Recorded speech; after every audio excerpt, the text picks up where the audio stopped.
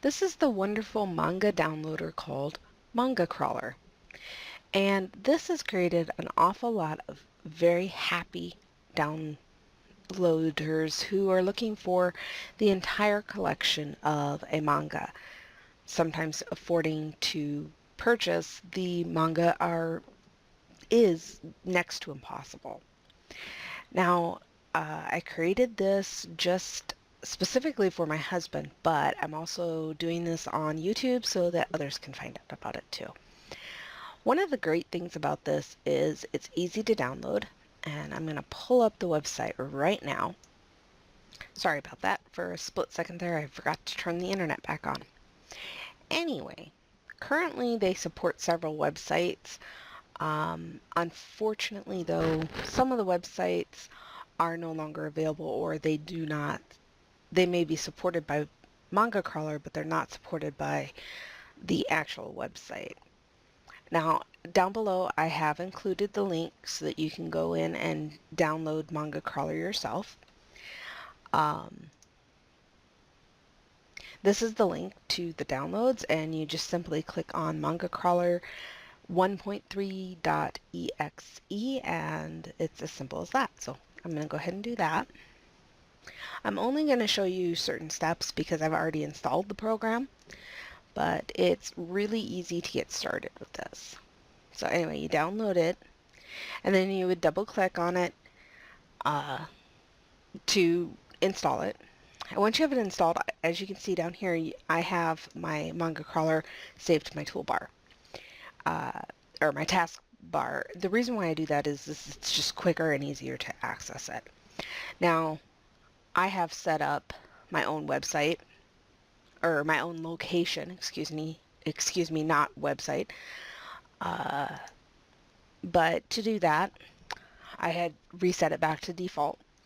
And now I go into my documents and I create a folder called My Manga.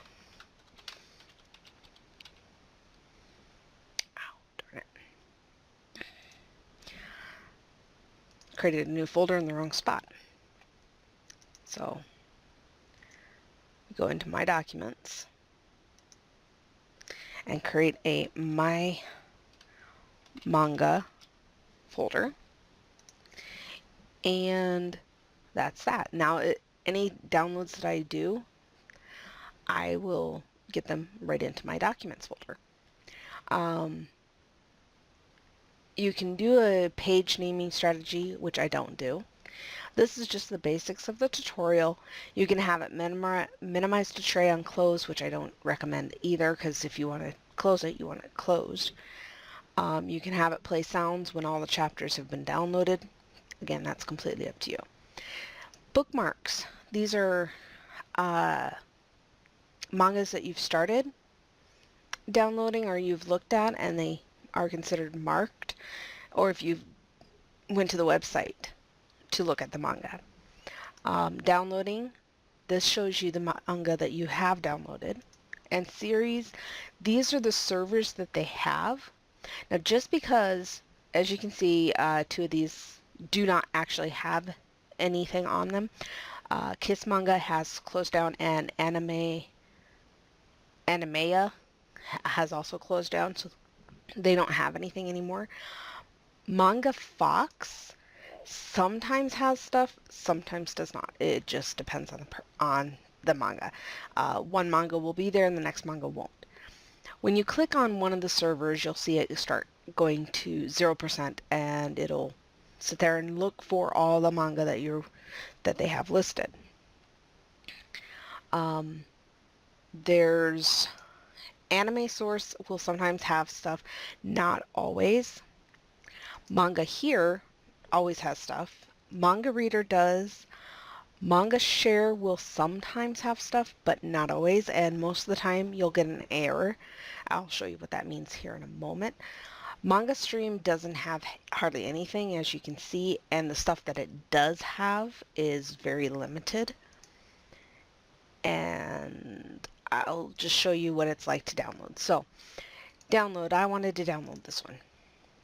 Okay, it's downloading. It's got 0 out of 21. So let's go over to your downloading thing. Here's the the one manga. I only downloaded the one. And you can also, the really cool part is just say you've looked at it and you don't like that one. You're like, I totally don't want it. That's okay. You can read the manga, you can visit the page, you can open the folder, you can show in series, or say you don't like it, delete it, which is what I just did. So Manga Stream still has a manga volume. I've had a lot of trouble with. This one here, I absolutely love. I've fallen in love with it because it's got literally thousands of them in it, and it's got the one of the highest ones that are available. Now, when I say the highest ones available, I mean that they actually will download. If you click on them and ask it to download, it will download them. Manga Fox has a lot of issues. Manga Reader also has a lot of issues, but there are a select few that actually work. So that's the basic tutorial for this website or this program, and I really, really stand by it. It's really a great way to get your manga. It's free. It's one of the best things that I like about it is the fact it's free. You don't have to pay for anything. There's no required payments for it. There's no pro program or nothing like that. It's very simple, easy to use. Keep that in mind, and sometimes you'll get lucky and one of the programs will work, other programs won't. Just keep trying. And I think that pretty much sums it up.